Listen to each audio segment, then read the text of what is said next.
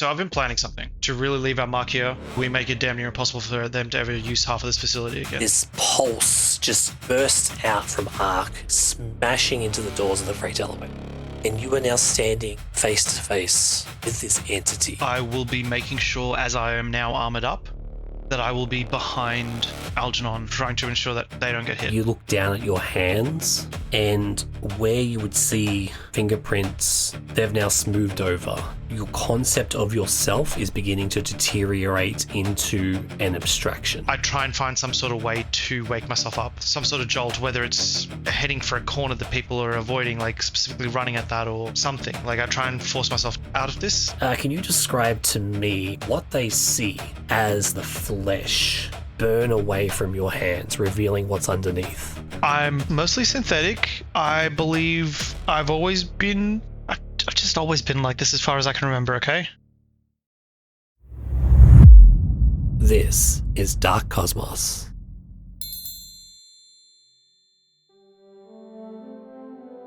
We zoom in on a relatively unfamiliar planet. Time frame unknown. Star sector Aurelia? But zooming past all that, those title credits fly off the screen. We zoom in past a massive space structure that is built around a burning something. It's not big enough to be a sun. It's too close to the planet to cause any effects of gravity, but it's a thing that just emits a lot of heat and plasma and energy, and a massive structure surrounds it to capture it all. But today's story isn't focusing on that structure.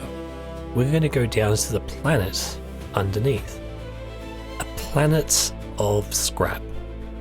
Scrap metals as far as the eye can see. A landscape dotted with small villages and villas in amongst endless fields of scrap metal. In the distance are literal mountains built from remnants of old ships, discarded machinery, and various other metals. We zoom in to the edges of one of these scrap fields, and rummaging around is a young boy who's flipping sheets of metal, rods, and eventually pulls out a big bundle of aluminium. Runs over to you, Ark. He's a humanoid boy, just shy of 5 foot tall, fairly young still. Unlike our normal humans, he is very skinny, very lanky, and has long pointed ears. The inhabitants here are not human. They are instead elven. And this young boy, whose name is Conrad, runs up to you, Ark. Hey, I think I found something pretty shiny. I think this will get us some from the scrap depot. Like, if we deposit this, do you think we'll get us some decent credits? Honestly, yeah, maybe if you find something a bit similar to that, but a bit more of a shiny red or pretty much a copper color, that'd be even better. But that's some solid stuff right there. That's perfect. Okay, cool. I think I saw some cables over there. I might go and check that one out. Excellent. Yeah, keep this as well. But that'd be great. That'd be perfect. Deep down, Ark, you know that chunk of aluminium is going to net you fractions upon fractions upon fractions of a single credit. Yeah, but I mean, I don't want to stop him. He's doing pretty well. He's finally excited about something, so I'm gonna let him keep searching. And while he's off searching, what kind of haul has Ark collected in his day of scrap farming? Effectively, I've gone for the copper. I've pulled as much of it as I can.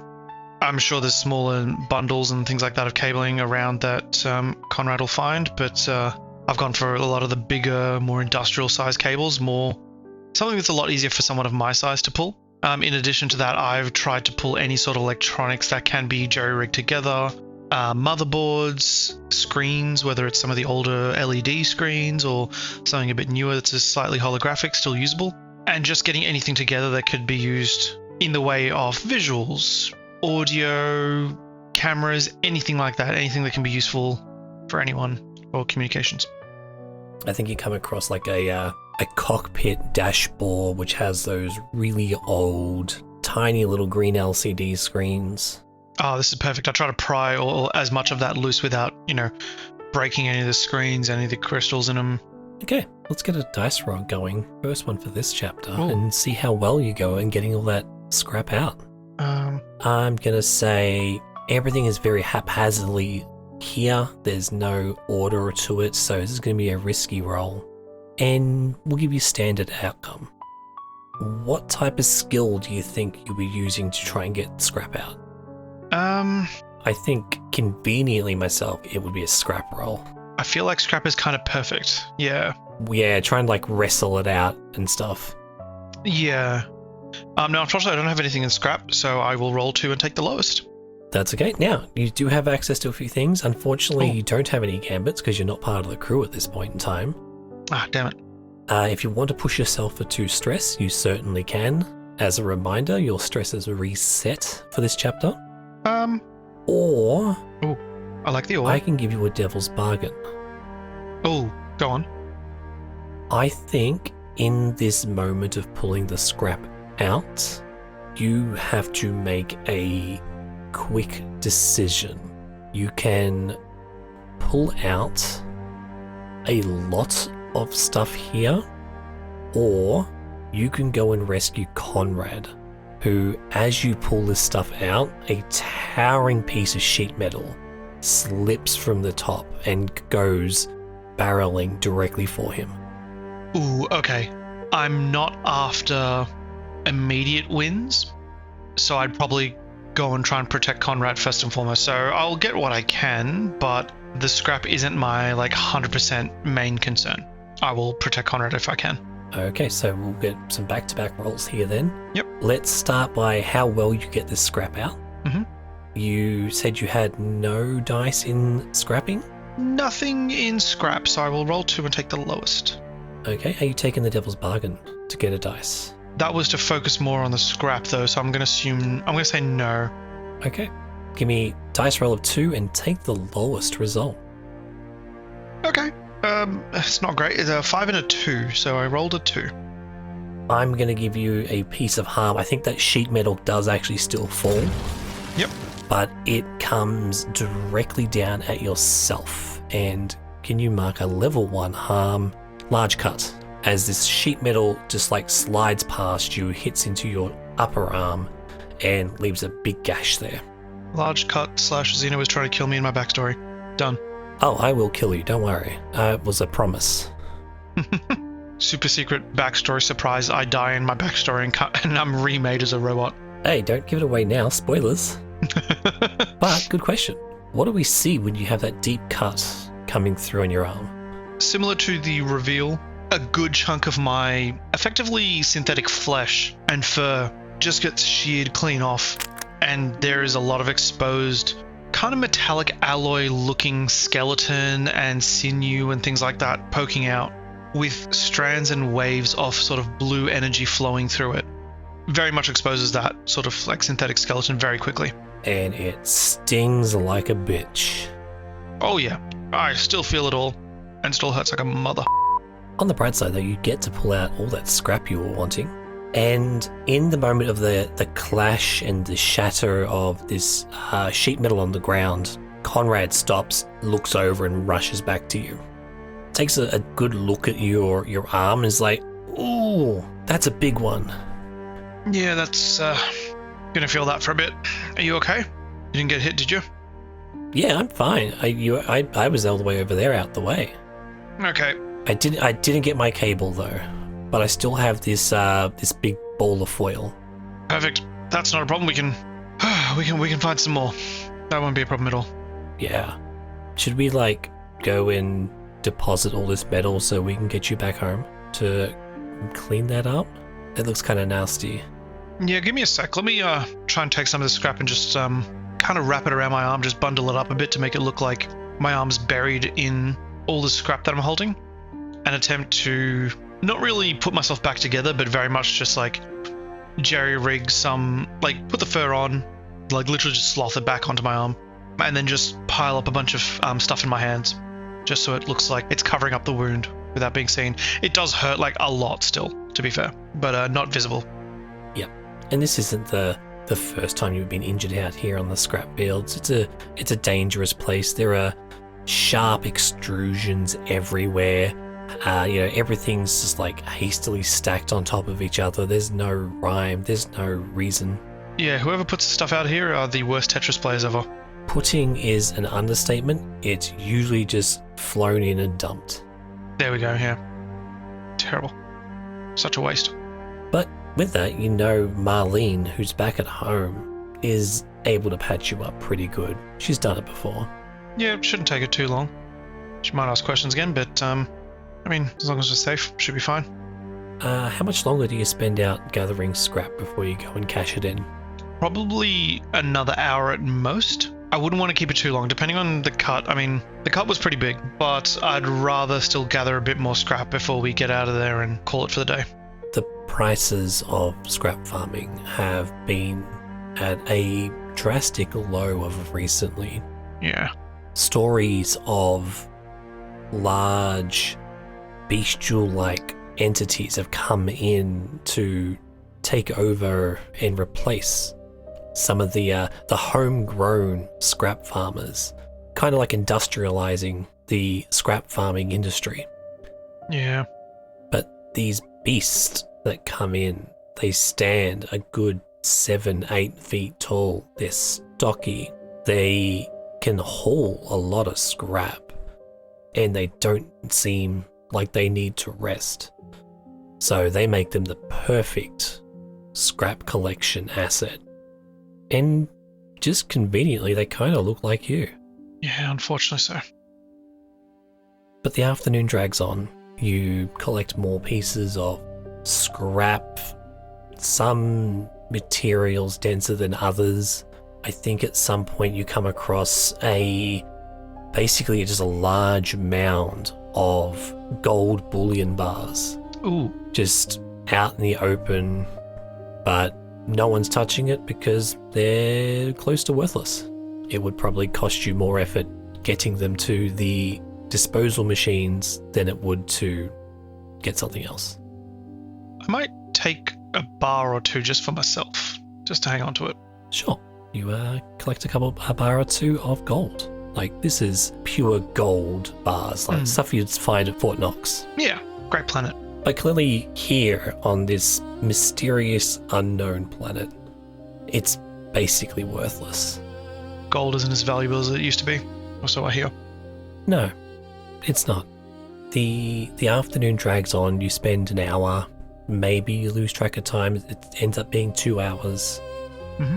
And you get to a point where you should probably start making your way and cash in some of this scrap. Otherwise, the queues to do that are going to be super long. Yeah. You and Conrad haul all the scrap over to the depositing area. Looking up, there are several of these large, flat, disc-like devices where you pile your scrap up on. There's a little terminal to one side. There's a very raggedy-looking gentleman just ahead of you using his. It's got a lot of like steel and brass elements on there. It looks like he's got the remnants of house adornments that he's found. Yeah. And as the machine whirls up, everything teleports away. Yeah. And then you hear the an old school receipt printer just printing off his earnings. Mm-hmm. He rips it out of the machine, looks at it, and just has that look of sadness. Like he's put a lot of effort in and did not get the reward he was hoping for. Comparative to like myself and Conrad, how much does he look to have been holding? Oh, nowhere near as much as what you can carry, but a decent load, maybe good 10, 20 kilos of scrap. Okay, yeah. You tried. But again, you've got other stuff on you. You don't have brass. You've got some kind of weird space alloys on you. Hmm.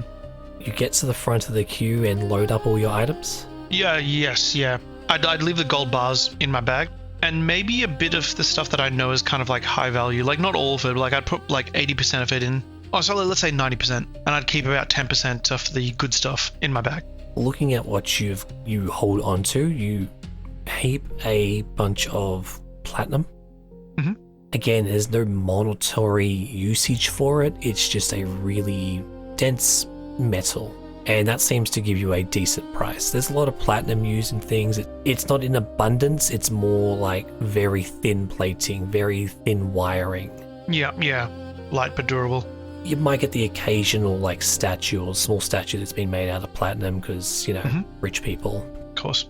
So you put all your haul up. Conrad gets excited as he places his metal ball on top. Yeah. You hit the button. Mm-hmm. Your scrap teleports or dispatches away somewhere. Where it goes, no one questions, no one knows. No one bothers to ask. As long as the receipt prints out how many credits you gain, that's a win. Is that old man still around as well? Or had he already left? Looks like he's starting to shuffle off. Did you want to get his attention? If I'm able to, I'll just hand the remainder of my bag, aside from the gold bullion, over to him. Just say, this might net you something. Oh, thank you, my big hairy fellow. Yeah, not a problem. Oh, it's not a lot, but I guess every credit helps, right? Every little bit helps. Yeah. Don't worry, you'll find something good next time. You see him, he walks back to the line, to the end of the line, because he's done his thing and moved on. Yeah. The line's grown 3 or 4 times what it was when you got here. So he's jumping back in line to wait a bit of a while to cash in a little bit of platinum. Yeah. But as that interaction goes, your scrap disappears and the receipt printer prints out line by line. You hear that Good old laserjet printers. But you see there's lists out your breakdown. Aluminium was the worst. It's like, again, a fraction of a fraction of a fraction of a credit. Oh, Ark actually wouldn't have even looked at the receipt as it gets printed out. He would have just waited for it, like held on. You know that thing that people do at shopping centers where they hold on to the receipt waiting for it to print out rather than just letting it print out? Ark will do that, and the second it stops, he just tears it off the spool like usual and hands it directly to Conrad and just tells him to hold on to it. Conrad takes it, looks at it, and goes, "Oh man, my big aluminium ball was nothing." What? Are you sure? Pretty sure there's worth quite a lot. There's so many zeros on it though. That's okay. We'll find more next time. Yeah, maybe. But he starts like reading over all the metals he's on there, and he's like, okay, silver, 0.00001. Oh, we had a little bit of gold on there. There must have been something in the wires or something, those circuits. 0.00001. He just lists off a few more. Gets to the platinum you put on, it's 0.0012. Yeah. These are minuscule amounts for a day's work. Yeah. It's always tough working for the man. Or the drawer. I don't know where that stuff goes. Into the void. It's tough working for the void. Yeah, that makes sense. Yep. Working for the void. He looks a little rejected in what he committed, but starts to walk back towards the village home. Yeah. Overhead, you can hear just the pulse of that massive energy density that's floating up in space. And from down here, you can actually see on the side of the space structure, like the big painted logo of the Matron's Engineering Guild. It's a, one of those massive things that kind of looks like her face or like the face of a hooded nun, but it's very abstract. And in massive letters underneath, it's MEG. Matron's Engineering Guild. Yeah. You could only fathom just how big that is, because you can see it clear as day from the planet's surface. It's pretty freaking huge, yeah. I very much just look at the letters plastered across there, sigh, and just kind of usher Conrad forward, and we just keep walking.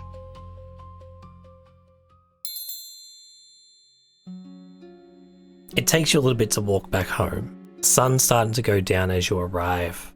The lights of the various buildings begin to turn on. These are not pretty houses. In fact, can you describe for me what your house looks like? It's effectively as nondescript as everything else around us. We're all very much just in a sort of like ramshackle sort of area. Houses made out of whatever large scrap that's effectively useless to be sold as, but does good to buffer the weather, stops any wind, any rain seeping in. But effectively large sheet metal buildings, kind of piecemealed into 2- and 3-story places. Tall, yes, but not very wide, not very long. They're just all like little pin-style houses jammed in next to each other. And we head up to one that's very much just like the others. There is some coloured mud and dirt and things like that on one of the walls out front. The kids of the neighbourhood, if not Conrad and Ellie, would usually paint on the walls and things like that a little bit just for fun or just pass the time. As you're walking through the town up to your house, you see several of the other residents. There's murmurings of people talking about those foreign species coming in and taking over people's jobs. It seems to be the buzz of the town at the moment. As I say that, I very much try not to look their way and just keep walking with Conrad forward. One lady turns to another. I hear they just entered into the town right over west.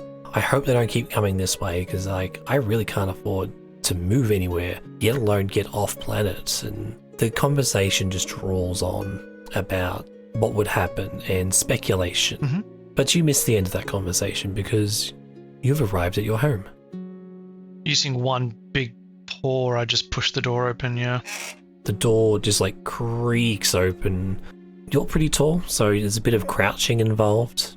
Yeah. In the room directly to your side, Ali, who is another one of these elven youth, is watching a really tiny TV. You can hear that it's playing like a really bootleg version of The Lion King. Like you can just make out it's the circle of life. Bum bum bum bum bum bum bum. And then like there's like coughing from an audience member, and like part of the screen gets covered because someone stood up out of their seat and walked across in front of the projector screen. Oh, God. But she seems to be enjoying it. Question for you. Mm-hmm. What name does this family call you? Do they just call you Ark? I think they would just call me Ark. I don't think I would have tried to be sneaky or anything with them. They've been quite hospitable and very nice to me, so yeah, I would have just led with Ark. You hear a voice yell from the other room going, Ark? Is that you home? How'd the haul go today? Yeah, not bad. Found some pretty good stuff. I swear the credits are getting less and less, but there's always tomorrow. I swear it's those new incomers. They're taking all our jobs. It's pushing our prices down. I don't know how we're going to keep up in the future. And stepping into this living room kitchen area, you come across Marlene, who is a very stocky Tessel Darnie. These are the lobster style people. So she's got 2 large claws, 2 little pincer claws near her mouth, and you can see her. She's like preparing a meal at this point in time, putting dishes to one side, stirring a pot with one of her large claws, and she's just rattling on. Seated at the end of the table in this room as well is a incredibly old lady. Very short and stocky, looking like a caxel with her forearms, fur, and wrinkles upon wrinkles. Tiny little glasses on the edge of her nose, but you don't even know if she actually can see in general, yet alone what those, like, they say tiny, these are like very thick, like inch-wide lenses on this thing. She just looks like her eyes are always closed, but somehow she still appears to be looking in your direction. Yep, definitely. Sort of glasses, yeah. Yeah, 100%. And yeah, you walk into the room and she's addressing you. She goes, "Oh, here he is, my big man." Hey, Awa, how you going?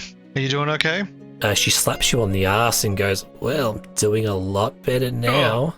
Oh. Marlene turns and goes, "Awa, really? What would your husband say to this?" Awa then gets off her chair, walks over to a mantelpiece, walks up to a photo of another elderly-looking caxel and just lays the picture down. Well, he's not going to know, is he? This whole bed's got some fight now. And you know Awa is a widow at this point. Oh, yeah. Yeah. But yeah, she is like incredibly old. No one knows actually how old she is. No, she looks old, like old. Old. But she's still got some fight in her. Yeah, definitely. So much fight that everyone still thinks she will be here if the planet ever dies. Oh, yeah. She will outlive this planet.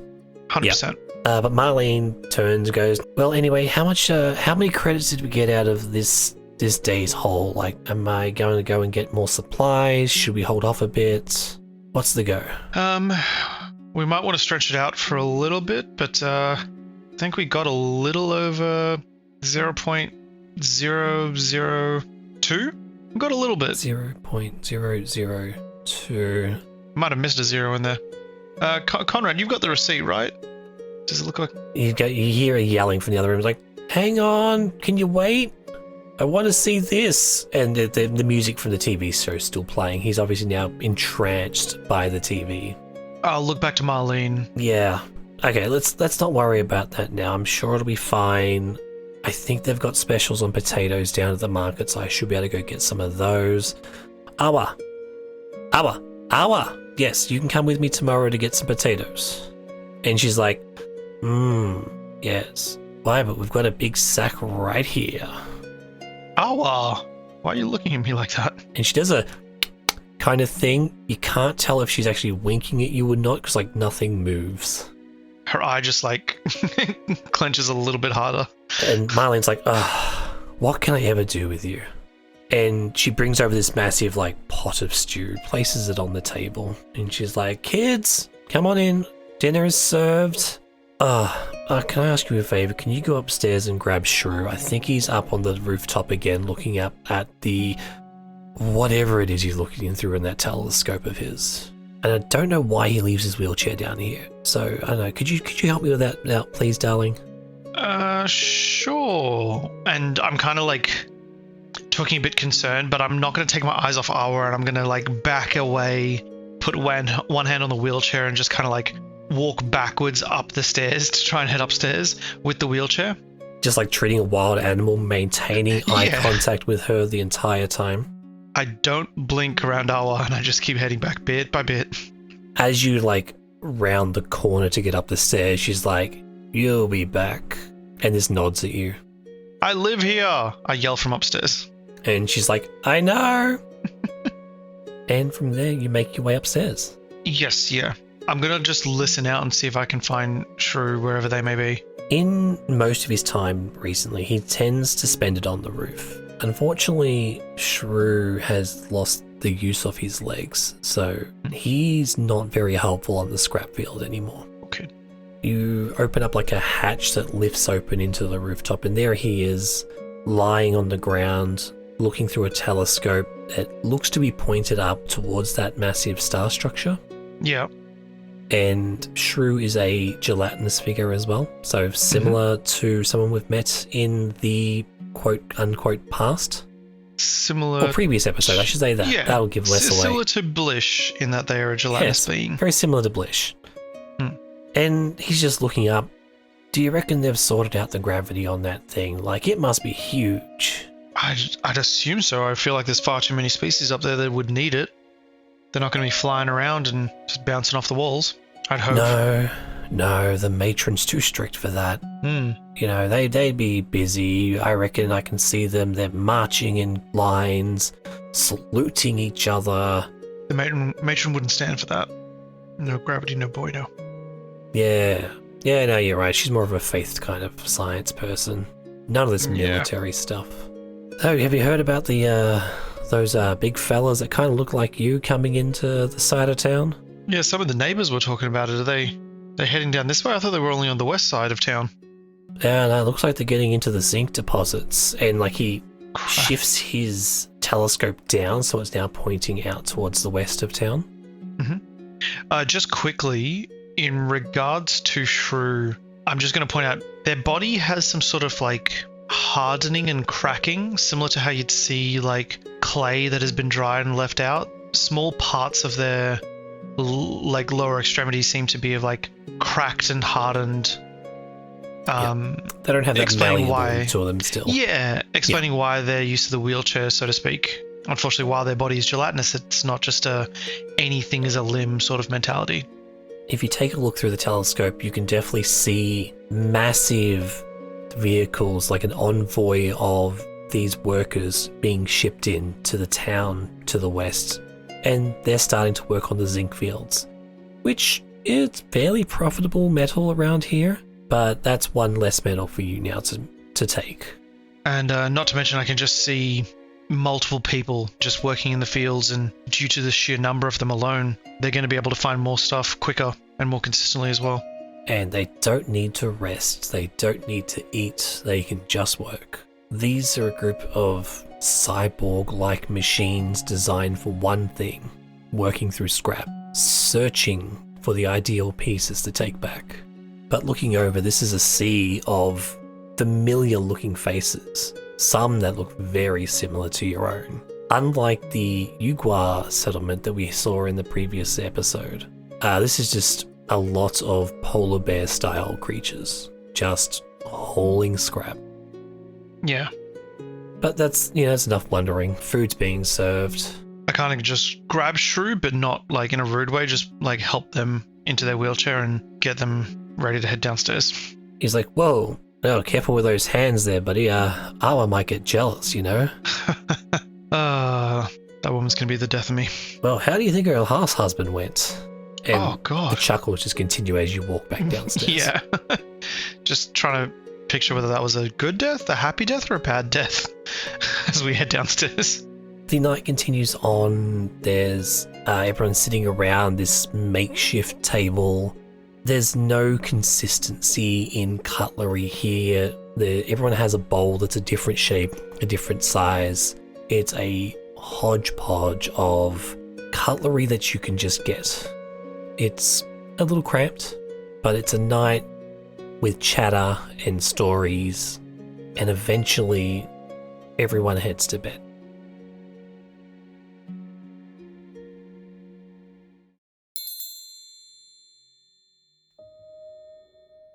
The days continue on. There's no 5-day work week here. It's wake up, farm scrap, gain whatever little credits you can get, returning home for a meal. Rinse and repeat. On this particular day, you're out in the scrap fields. You've got Conrad there with you. He's trying his best to keep up with you where he can. Yeah. This day's a little different. As this is happening and he pulls aside a pipe and it drops and almost lands on his feet. God. Yeah. You get a sense of something drawing you in. It's in the scrap. I kind of am like a bit cautious that I'll, be a bit careful, Conrad. Like, make sure you don't hurt yourself. Obviously, we want to survive to get some more stuff and farm tomorrow as well. And like mid-sentence, I sort of go a bit glassy-eyed and almost hone in on whatever it is within the scrap that's kind of like drawn my eye. Like I'm getting not magnetic, but like very much a pull. Like something's just calling to me in some way. Yeah. And I'm leaning in towards it as best I can, trying to see what it is within the scrap. And deep down, you know this is what you were made for, to search out these feelings. I recognize that it's pulling me in, but I'm very much in the frame of mind of this. We need to get this. We need to get this right now. You reach in, grab sheet metal, wheel well, some kind of weird joystick thing that it's got a battery and vibrates, but you throw that aside. Don't know what that is. Give me a dice roll to search this to try and find what this thing is. Would this be in a tune roll by any chance? It could be in a tune roll if you think that's what you're trying to do. If you're trying to weigh in and become one with it, we can definitely do a tune. I'm going to keep it as a risky standard. Yeah, fair. I'll do a tune. I'm assuming it's my way powers are sort of like my way powers are tingling, for lack of a better term, after I throw that little joystick aside. Yeah, you're going to dig into those way powers to try and focus in, hone in where this thing is and get it. Yeah. Okay. Yeah. All right. I'm going to roll 2 dice. No disadvantage. I have a devil's bargain for you. I don't like this. As this is happening and you're yanking metal out, you've not noticed that like your hood's kind of uncovered, and some passing scrap farmers notice, and they can see the face underneath that hood. How they react is going to be a different thing. We'll deal with that after. You know what? I think I will take it. I will take that devil's bargain. All right, so that gives you how many dice? I'm assuming that gives me an extra dice. Is that correct? That's correct. Gives you 1 extra dice. Yep. So that puts me at 3. Okay. Give me a dice roll. A 1, a 2, and a 3. Sorry, 1, 2, and a 6, not a 3. I got excited for a 3. I got excited. I saw the 6 straight away, and I'm like, no, I'm going to count up to it. And then I still kept going 1, 2, 3. No, a 1, a 2, and a 6. All right. Thank God. Give me the good news. Yes. Because that was a risky roll, you earned yourself a gambit for this chapter. Sweet. So feel free to use that. It will disappear at the end of this chapter once we finish this mini story. Describe for me what happens as you bury yourself into this scrap. I'm kind of just diving for whatever feels like it's sending out the signal, this pulse to me. And I'm pulling scrap and pushing it aside and trying to avoid Conrad and just diving deeper and deeper. And as I go, my cloak easily gets snagged and my face becomes a bit more apparent and a bit more noticed if anyone else was around. But as I come up with this item, or when I pull it out from there, my cloak very much comes back and my Yuguar face and head is mostly revealed. And you're holding on to a obsidian cube. It's a little dusty, dirty, it's got some scratches on it, but you feel this is what was attracting you in. Yeah. Is it similar comparatively in size to the artifact that we began this journey, this story with? The obsidian cube on the koi fish? Yes, yeah. One day you'll come to realize that it looks nearly identical.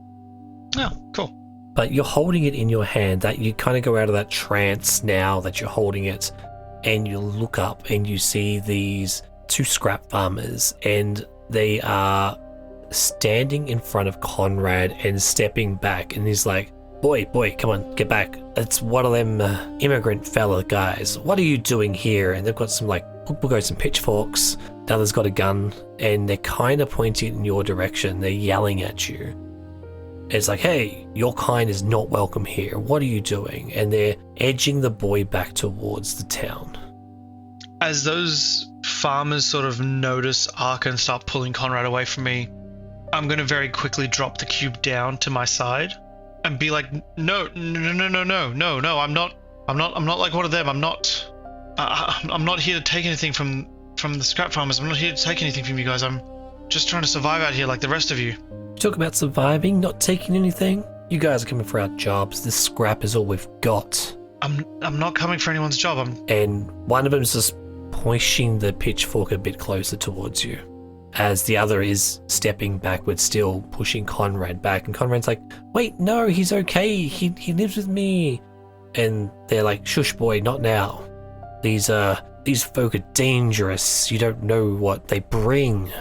I don't try to move forward into the pitchfork at all. I very much try to make sure that Conrad is okay and just tell them, please, again, I'm just like you guys. I'm not one of them that came in. I swear. Please let the boy go, mate. Don't hurt him, okay? He hasn't done anything.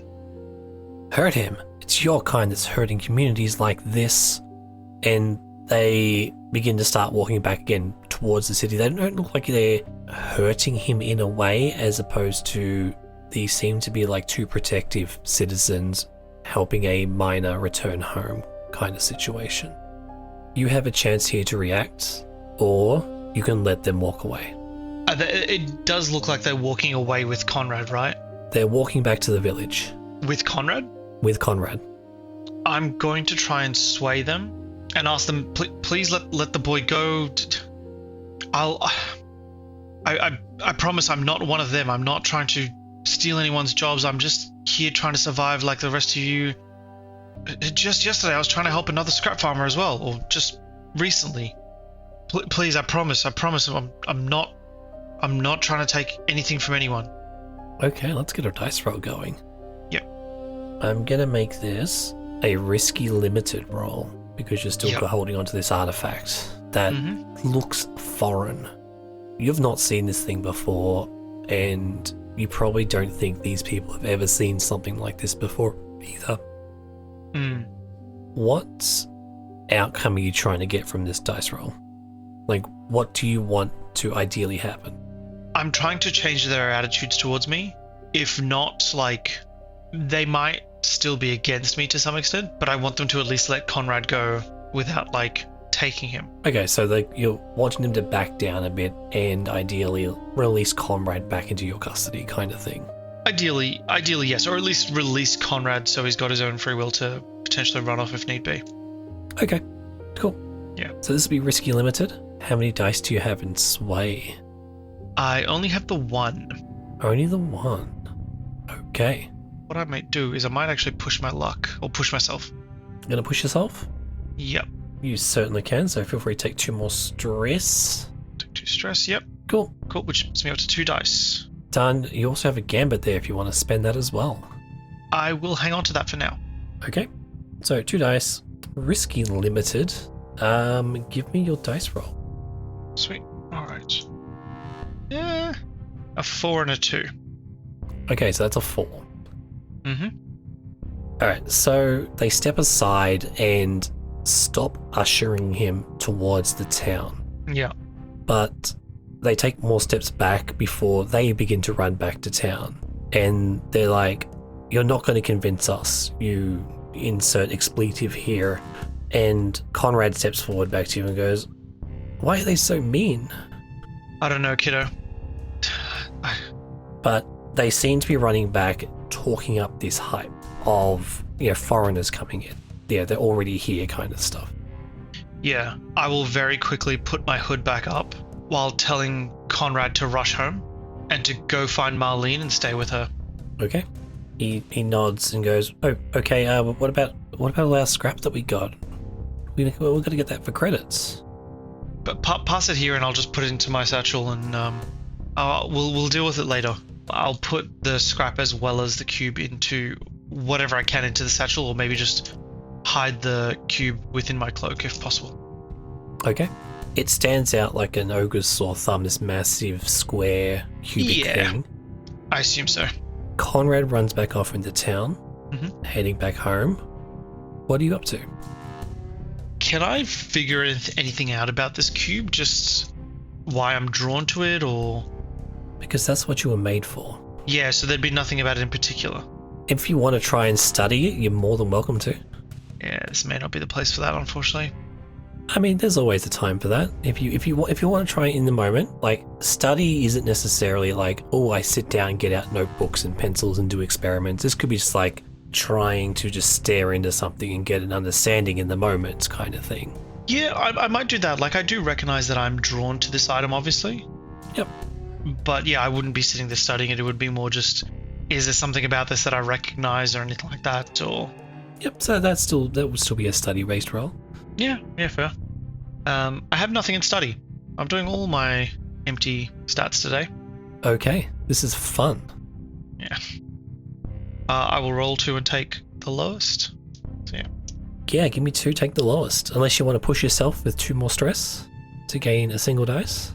No, I won't do that. Yeah. Okay, give me the 2 dice rolls and take the lowest. Ooh, okay. I got a 4 and a 5. 4 and a 5. It's actually pretty good. I mean, comparatively. Okay. You are looking over this thing and your mind starts to run over possibilities like, what is this? Why am I attracted to this? Is it me? Is it the thing that's attracting me? And then I think your mind ticks into history. Why was I made? Why was I put together and built in the first place? And it begins to tick that you were a machine that is set to find these things. Yep. In another lifetime, these will become known as precursor artifacts. You don't really have a word for that right now. You're not too sure what it is. Yeah. Why were you built to find it? Someone wants you to find these things. And that someone, you look up into the sky and you can see that massive wording on the spaceship up around that molten sun-like thing. Yeah. The Matron's Engineering Guild. They built me because they want these things, but I don't know why. I think you spend a little too much time staring at this and thinking about this. Yeah. I'm going to give you another level 1 harm, and if you can mark a headache. Headache. Oh, not great. Yep. Just thinking over it, like questions upon questions. Kind of get lost in it, just... Kind of get lost in it a bit, yeah. A question that begets another question that begets another question that begets another question, and I just sort of unravel as I go a bit. But you're not the only one. You've awakened in a way. The others aren't like you for some reason. They are more machine and mechanical. They do a thing, follow the orders, go back and charge up, rinse, repeat. You were that at one point. You didn't have a family then. There was no elderly woman pinching your butt as you walked by. There was no feeling of returning to a house that had children's videos, music playing in the background. It was cold, mechanical, precise. They don't need the credits for the scrap, so therefore they're searching for stuff that's here. And I think that's where your mind is like running over and over. It just gives you a headache. Yeah. They're not trying to take the jobs, they're trying to do what they were programmed for. What I was programmed for.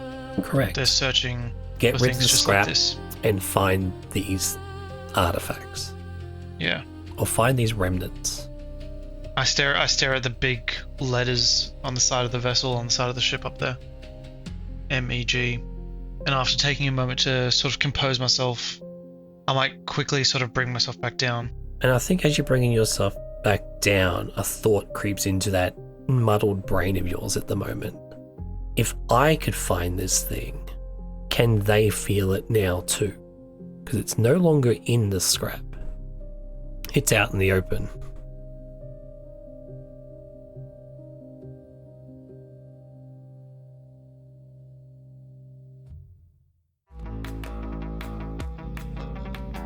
Thank you for listening to Dark Cosmos. Don't forget to like and follow the channel so you can keep up to date when we release our next episodes. And if you haven't done so already, leave us a comment. We'd love to hear your feedback. Background music for this episode was from Sasha End, opening banter and credits music by Feisty and Studios, sound effects by zapsplat.com, and character art by Handock. All the links are in the episode description.